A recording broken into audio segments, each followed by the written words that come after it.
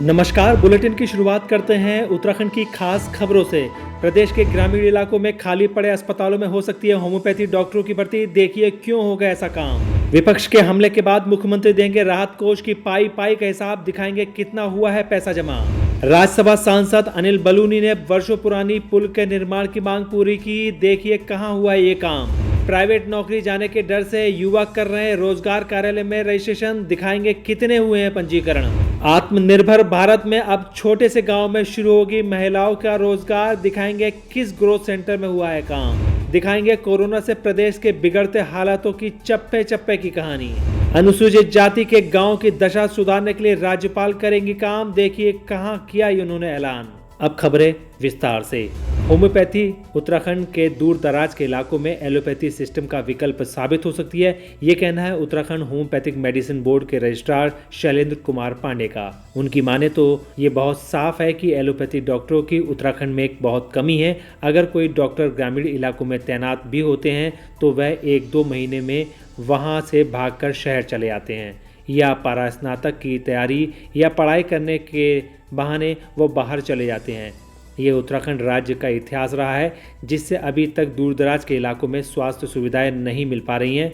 प्रदेश की इसी कमी को अब होम्योपैथी की मदद से दूर किया जा सकता है। उत्तराखंड में होम्योपैथी के लगभग 1000 रजिस्टर्ड डॉक्टर हैं जो दूर दराज और पर्वतीय क्षेत्रों में सेवा देने के लिए तत्पर हैं। इतना ही नहीं, कोई दूर दराज के क्षेत्रों में निवास और प्रैक्टिस भी कर रहे हैं। उत्तराखंड होम्योपैथिक मेडिसिन बोर्ड के रजिस्ट्रार ने इन डॉक्टरों को स्थानीय भाषा का भी ज्ञान होना बताया है, जिससे इनके लिए पहाड़ी इलाकों में काम करना काफी सहज होगा। देखा गया है कि अधिकतर राज्य में इमरजेंसी केस केवल 5 से 10% होते हैं, बाकी 90 से 95% सामान्य तथा असाध्य रोगों के होते हैं। ऐसी स्थिति में होम्योपैथी औषधियों द्वारा सफलतापूर्वक मरीजों का इलाज किया जा सकता है। विपक्षी दल कांग्रेस लगातार सरकार से मुख्यमंत्री राहत कोष में स्थानीय लोगों द्वारा दी गई आर्थिक सहायता का हिसाब मांग रहे हैं। इसी को देखते हुए मुख्यमंत्री त्रिवेंद्र सिंह रावत ने कोरोना काल में सीएम राहत कोष में आए एक एक पाई का हिसाब जनता को देने का फैसला लिया है।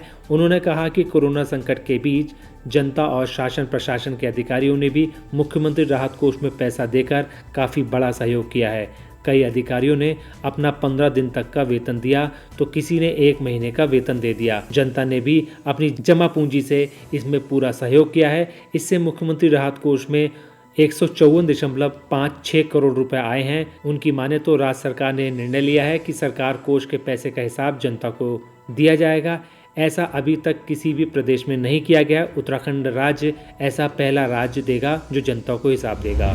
उत्तराखंड के राज्यसभा सांसद और भारतीय जनता पार्टी के राष्ट्रीय मीडिया प्रमुख अनिल बलूनी ने बताया कि नैनीताल जिले के रामनगर के निकट राष्ट्रीय राजमार्ग 309 पर धनगढ़ी नाले पर पुल की स्वीकृति के साथ टेंडर प्रक्रिया जारी कर दी गई है। उन्होंने केंद्रीय सड़क परिवहन मंत्री नितिन गडकरी का आभार जताते हुए कहा कि पिछले साल धनगढ़ी नाले पर पुल बनाने का अनुरोध किया गया था। सांसद बलूनी ने कहा कि रामनगर के निकट धनगढ़ी नाला बरसात में बेकराल रूप ले लेता है। प्रतिवर्ष अनेकों वाहनों के बहने और जनहानि के समाचार मिलते हैं।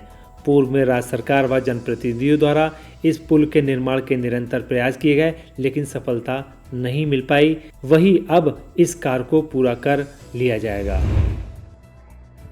रामनगर के निकट धनगढ़ी नाले पर शीघ्र ही पुल का निर्माण कार्य प्रारंभ होने जा रहा है। यह धनगढ़ी नाला जो कि नेशनल हाईवे 309 पर है, यह रामनगर को पौड़ी से जोड़ता है।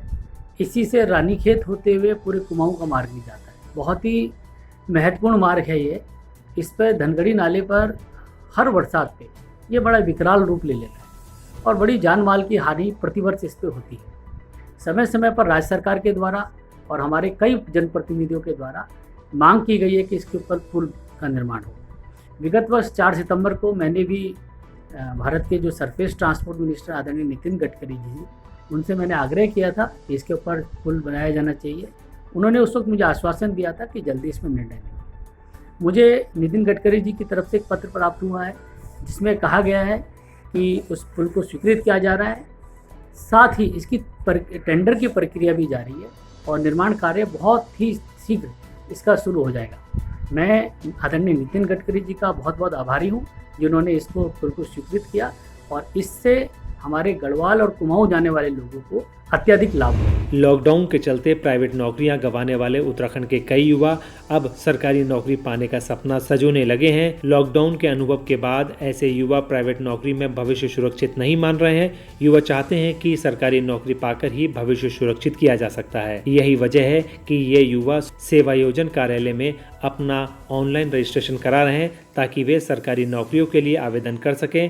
ममता चौहान नेगी, क्षेत्रीय सेवायोजन अधिकारी गढ़वाल मंडल के अनुसार लॉकडाउन लागू होने के बाद के 3 महीने में कुल 2396 रजिस्ट्रेशन अब तक हो चुके हैं।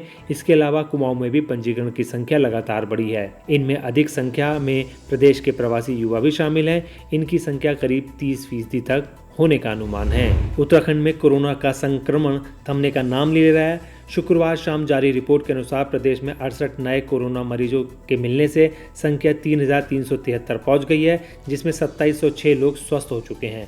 इसके अलावा 592 केस एक्टिव हैं। रिपोर्ट की माने तो 46 लोग अभी तक कोरोना की चपेट में आकर अपनी जान गंवा चुके हैं। पॉजिटिव मरीजों में देहरादून से 10, हरिद्वार से 7, नैनीताल से 4, पौड़ी गढ़वाल से 1, टिहरी से 1, ऊधम सिंह नगर से 41, जबकि उत्तरकाशी से 1 मामला सामने आया है।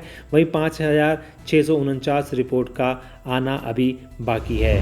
आत्मनिर्भर भारत बनाने के पीएम नरेंद्र मोदी के लोकल वोकल विचार को देवभूमि में भी पंख लग रहे हैं। नैनीताल जिले के बैलपड़ाव में ग्रामीण आजीविका मिशन के अंतर्गत LED ग्रोथ सेंटर का शुभारंभ हुआ है।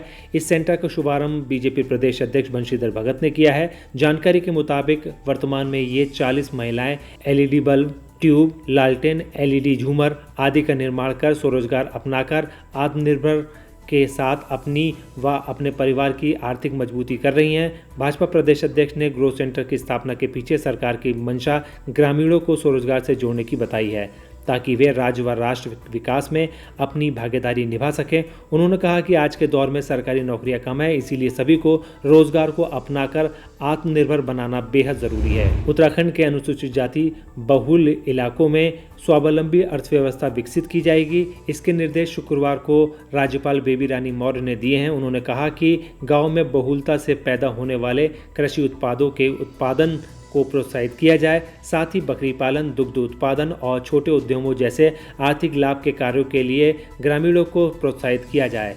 प्रदेश के ये कार्य देहरादून जिले से शुरू किया जाना है। राज्यपाल बेबी रानी मौर्य जल्द ही देहरादून के एक अनुसूचित जाति बहुल गांव झज्जरा का दौरा करेंगी, जहां ग्रामीणों से सीधा संवाद करेंगी।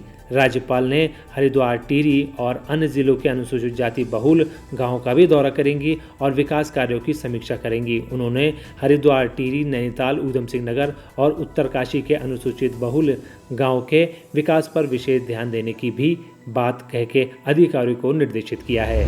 दोस्तों, हमारा यह वीडियो आपको कैसा लगा आप हमें कमेंट बॉक्स में ज़रूर बताइएगा। अगर आप इसको YouTube पर देख रहे हैं तो हमारे चैनल को सब्सक्राइब करिए। अगर आप Facebook पर देख रहे हैं तो हमारे चैनल को लाइक करिए और हमारे पेज को फॉलो करें। नमस्कार।